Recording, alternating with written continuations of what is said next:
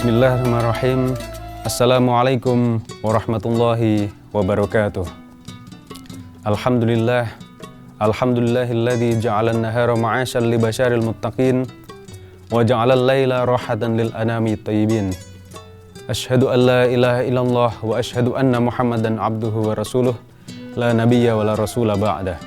Para pemirsa UM Channel yang budiman, pada kesempatan hari ini saya akan sedikit menerangkan barangkali tentang makna Qiyamul Ramadan.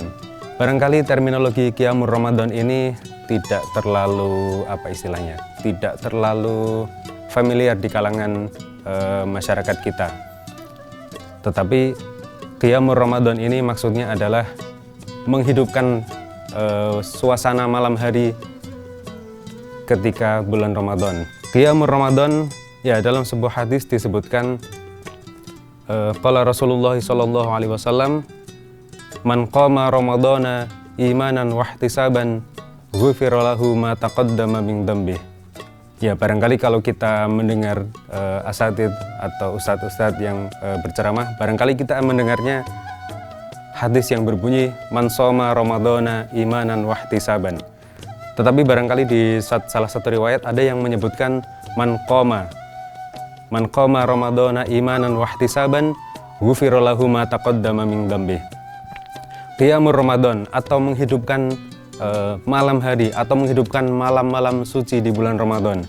Artinya adalah Ramadan ini adalah bulan yang sangat istimewa. Artinya bulan ini tidak seperti bulan-bulan yang lainnya. Qiyamul Ramadan ini secara istilah merujuk pada sholat sunnah yang dilaksanakan setelah sholat isya sampai menjelang subuh atau sampai menjelang fajar. Jadi Qiyamul Ramadan ini ya mencakup sholat seperti sholat tarawih, kemudian sholat witir, dan juga sholat tahajud, dan juga sholat tasbih. Asalkan itu dilakukan ketika malam hari di bulan Ramadan setelah atau selepas sholat isya sampai waktu subuh menjelang. Di dalam hadis tersebut dijelaskan ada istilah atau terminologi imanan wahtisaban atau kata imanan wahtisaban. Artinya barang siapa yang menjalankan Qiyamul Ramadan atau barang siapa yang menghidupkan malam hari atau menghidupkan malam-malam suci di bulan Ramadan imanan wahtisaban, syaratnya harus dua. Imanan wahtisaban, dengan penuh keimanan, wahtisaban, dan penuh pengharapan. Ihtisaban ini ya mungkin dalam terminologi atau dalam istilah yang keren kita menyebutnya sebagai caper atau mencari perhatian. Barangkali yang dimaksud caper atau mencari perhatian itu adalah ya ketika kita sholat tarawih, kemudian kita sholat tahajud dan juga sholat witir, atau barangkali para pemirsa dilengkapi dengan sholat tasbih, itu adalah dalam rangka mencari perhatian Allah, bukan mencari perhatian orang lain atau mencari perhatian barangkali orang tua, mencari perhatian teman, mencari perhatian siapapun. Ihtisaban yang dimaksud dalam hadis ini adalah ya mencari perhatian Allah. Ya bagaimanapun ketika kita beribadah, ya landasannya ya dua tadi, imanan wahtisaban, dengan penuh keimanan dan penuh pengharapan kepada Allah. Tentu saja ketika kita melaksanakan ibadah, yang kita harapkan pastinya adalah pahala.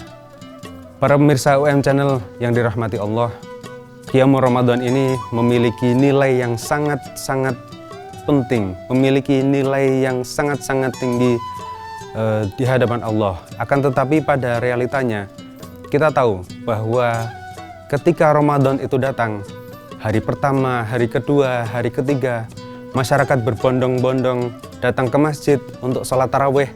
Bahkan yang kita tidak tahu apakah orang ini sholat, kita tidak tahu kesehariannya apakah orang ini sholat 5 waktu dan lain sebagainya. Tetapi ketika Ramadan tiba dan sholat tarawih itu dilakukan, kadang-kadang kita melihat orang-orang itu, melihat orang yang biasanya ya barangkali kita tidak tahu, dia tidak sangat jarang ke masjid dan lain sebagainya. Tetapi ketika Ramadan ya ada semacam panggilan untuk ya melaksanakan ibadah yang bisa jadi ibadah Ramadan ini adalah Ramadan terakhirnya.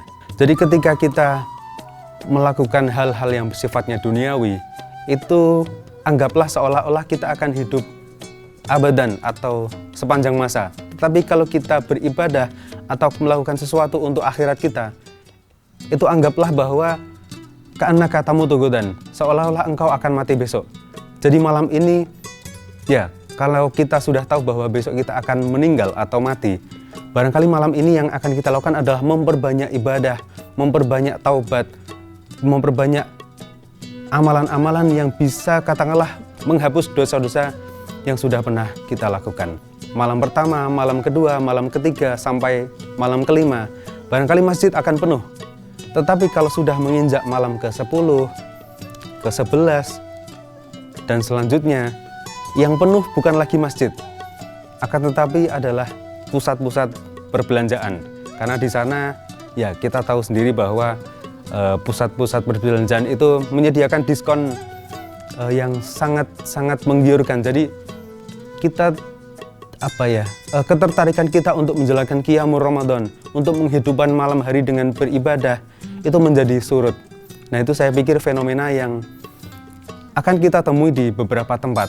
Para pemirsa UM Channel yang dirahmati oleh Allah, dalam kesempatan yang baik ini barangkali saya ingin sedikit berwasilah atau barangkali mengingatkan, khususnya terhadap diri saya sendiri, umumnya tentu kepada para pemirsa. Marilah kita manfaatkan malam-malam yang istimewa ini, malam-malam di bulan suci Ramadan, dengan meningkatkan qiyamul Ramadan, dengan menjalankan qiyamul Ramadan, atau menghidupkan malam Ramadan ini dengan menjalankan sholat-sholat sunnah tersebut, sholat sunnah tarawih, sholat sunnah witir, dan juga barangkali yang paling penting adalah sholat sunat tahajud. Ada sebuah pepatah yang menyebutkan, laisa fid dunya syai'un yusbihu na'imu ahlil jannah illa halawatul munajah fil qiyam.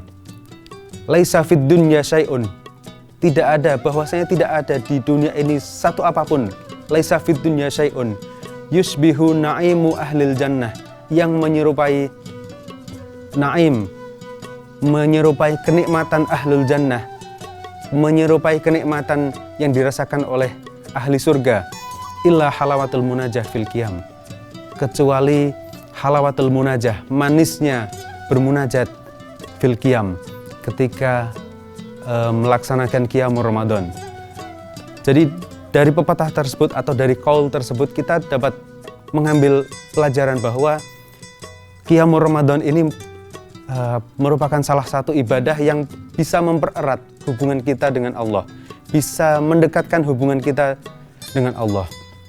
Ketika hubungan kita dengan Allah sudah semakin dekat, maka bukan tidak mungkin kita akan selalu dilindungi dari mara bahaya, dilindungi dari segala macam perbuatan maksiat, dan masih banyak lagi. Para pemirsa UM Channel yang dirahmati oleh Allah, barangkali hanya itu yang bisa saya sampaikan. Mohon maaf yang sebesar-besarnya apabila terdapat kesalahan ucapan, kesalahan pelafalan, dan lain sebagainya. Usikum wa nafsi bitaqwallah. Assalamualaikum warahmatullahi wabarakatuh.